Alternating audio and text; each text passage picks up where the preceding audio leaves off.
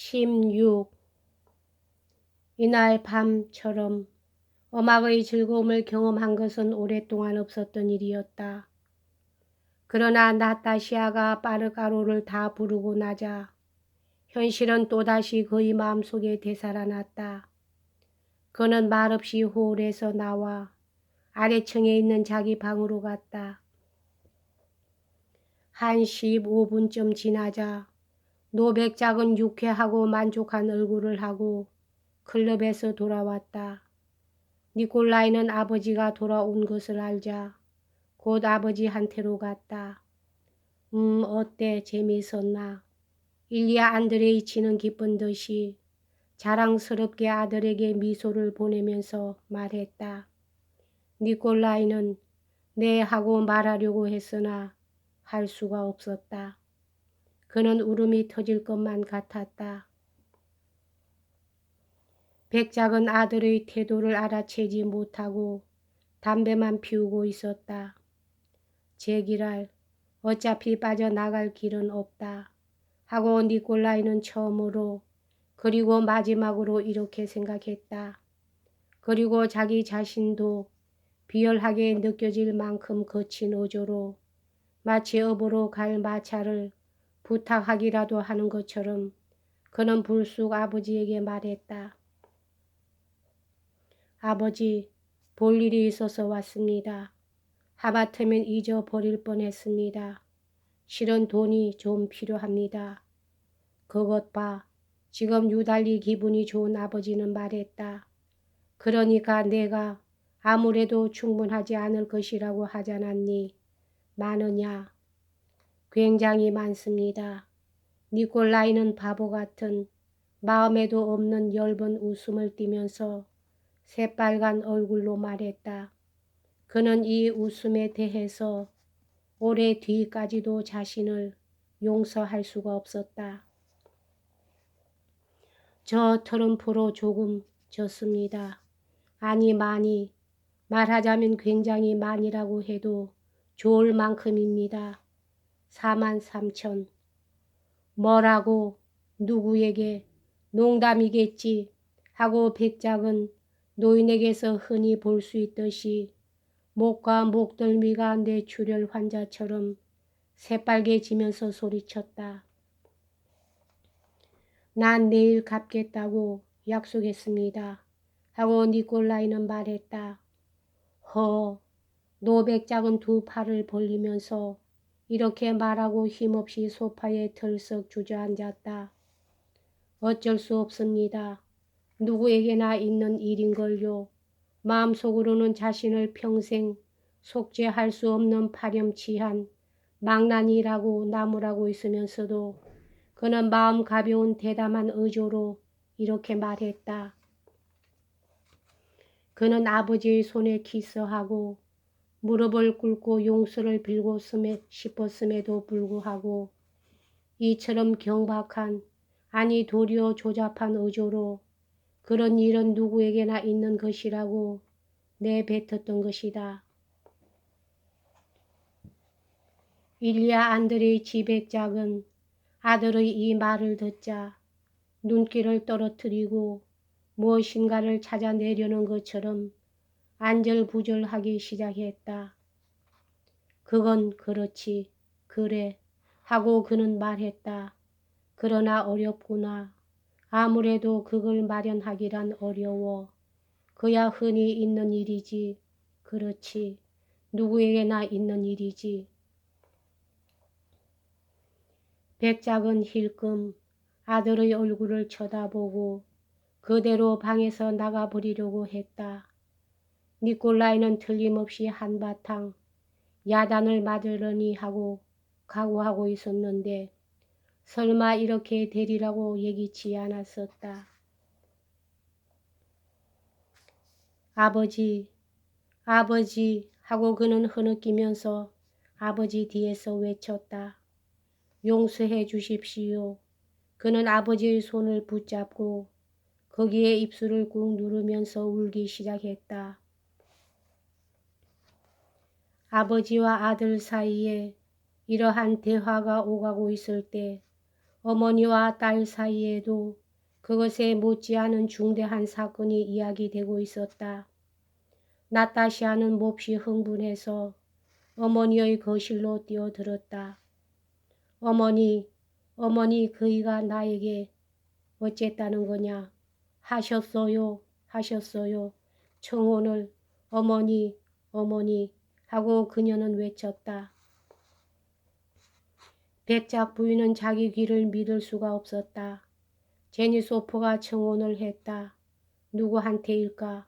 바로 얼마 전까지도 인형을 가지고 놀고 있었고 지금도 아직 가정교사에게 딸려있는 어린 소녀 나타시아가 아닌가.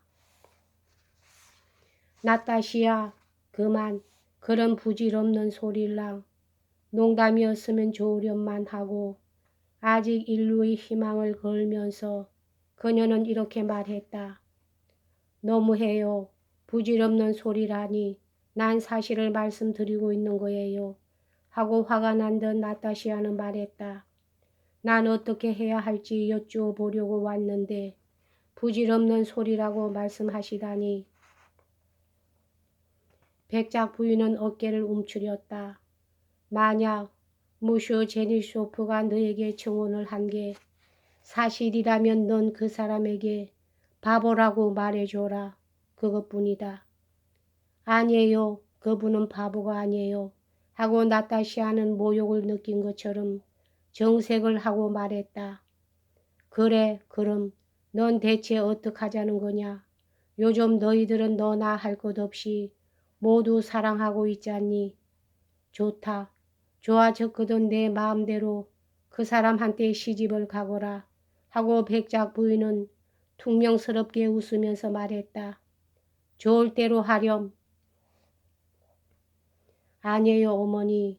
난 그분을 사랑하고 있지 않아요. 사랑하고 있을 리가 없어요.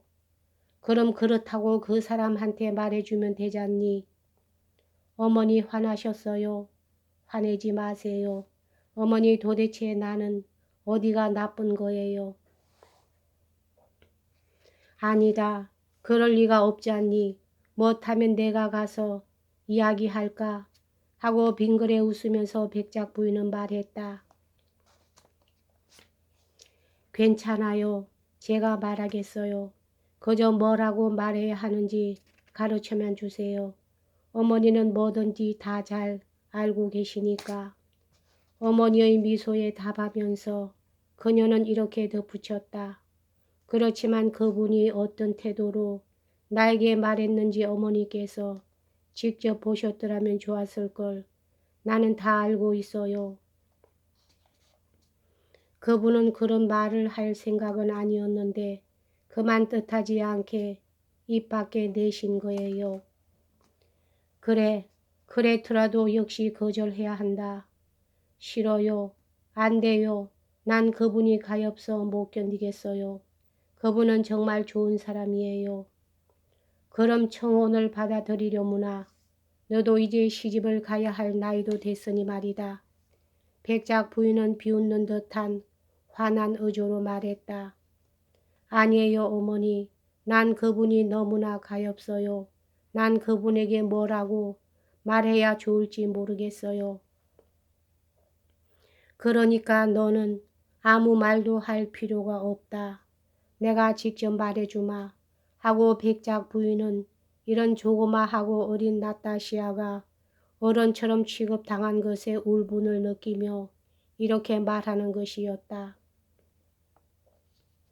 싫어요.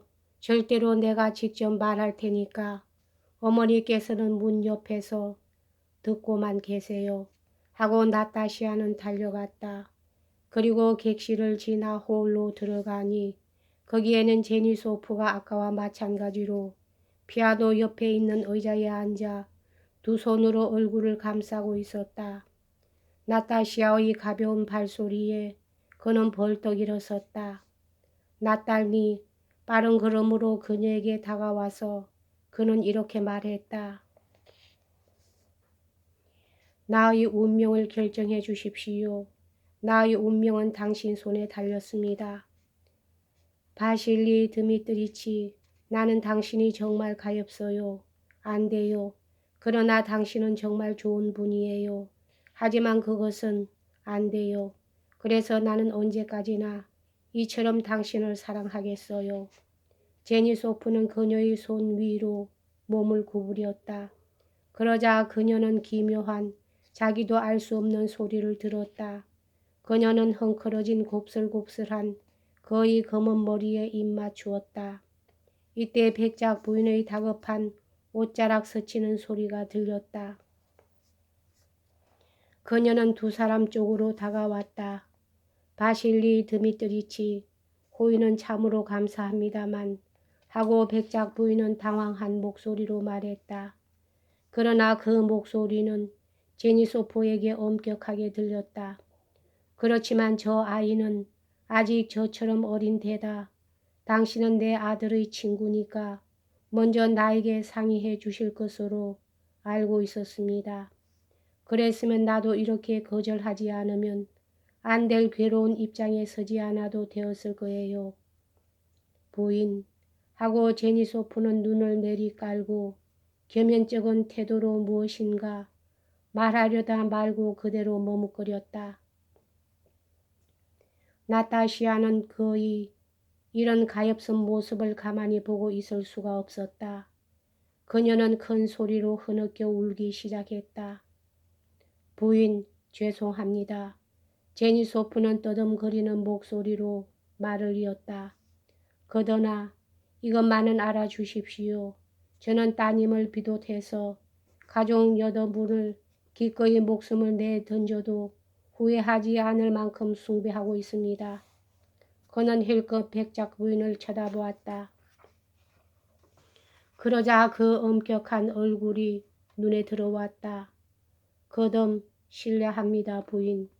그녀의 손에 키스하면서 이렇게 말하고 나자 그는 나타시아 쪽은 돌아보지도 않고 빠른 걸음으로 방을 나가버렸다. 이튿날 로스도프는 하루도 더 모스크바에 머무르고 싶지 않다는 제니소프를 전송하러 갔다. 모스크바의 모든 친구들은 집시 집에서 그의 송별회를 베풀었다. 그리고는 어떻게 썰매에 태워졌는지, 처음의 새 역참을 어떻게 끌려갔는지 조금도 알지 못했다.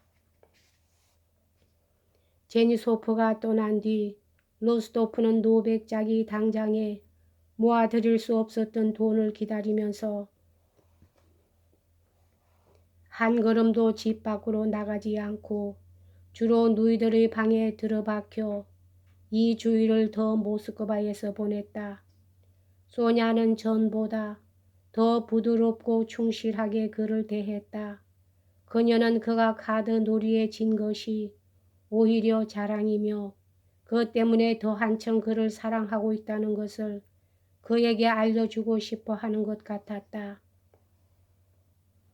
그러나 니콜라이는 이제 자기는 그녀의 사랑에 어울리지 않는 인간이라고 생각하고 있었다.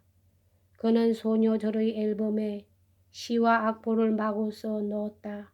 그리고 마침내 43,000 루블이라는 돈을 몽땅 보내어 돌로호퍼한테서 영수증을 받자 어느 친구에게도 작별 인사를 하지 않은 채 11월 하순 이미 폴란드에 있는 그의 연대를 뒤쫓아 출발했다.